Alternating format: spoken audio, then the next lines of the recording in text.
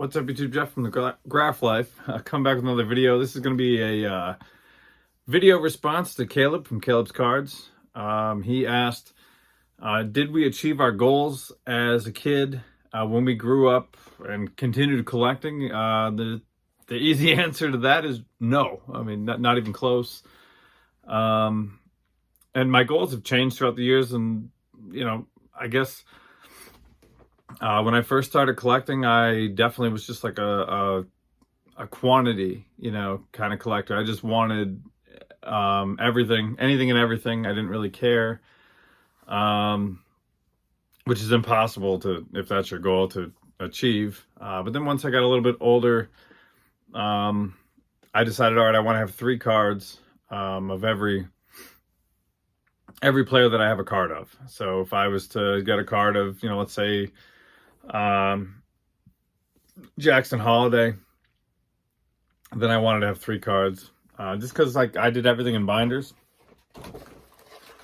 So the 9 pocket pages, I'd fit 3 players on here. There'd be 1 here, 1 there, and 1 there. So that's what I would do, and then I would cut index cards to the size of a card and fill the blank spaces.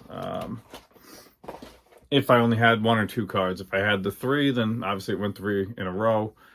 And I still do that today. So my goals back then influence me today. With my autograph collecting, I try to get 3 cards of every guy. And that's how I do it. I'll cut the index cards to the size of a card. It's kind of like a spacer, so you can't see behind to the next page. And then even with my team collecting, Phillies and Penguins, Steelers, Syracuse, Penn State,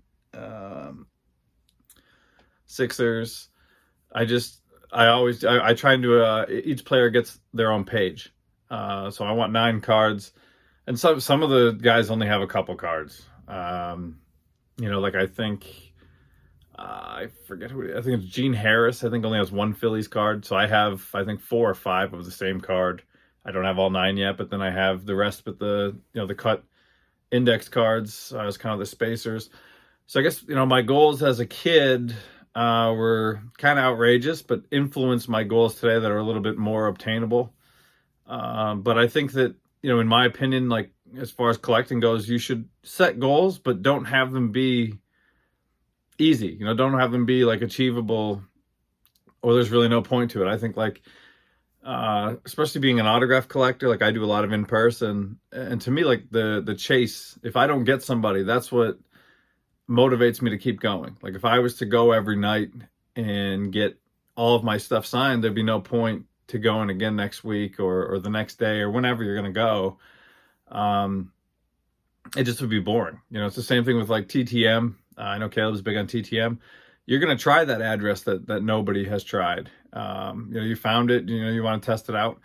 And maybe you don't get a success, but it was worth the risk, and I think that even in card collecting, I go through the 10-cent box, the dime box. I do it, all the value boxes I check, because you never know what you're going to find in there. Some guy might value their cards a little bit less than you value them. And that's why I kind of like YouTube. I think that everybody on here that's a collector, that 10-cent, 90s junk wax common has more value to the YouTube community collector than the guy that's the dealer at the card show or the card shop down the road, whatever.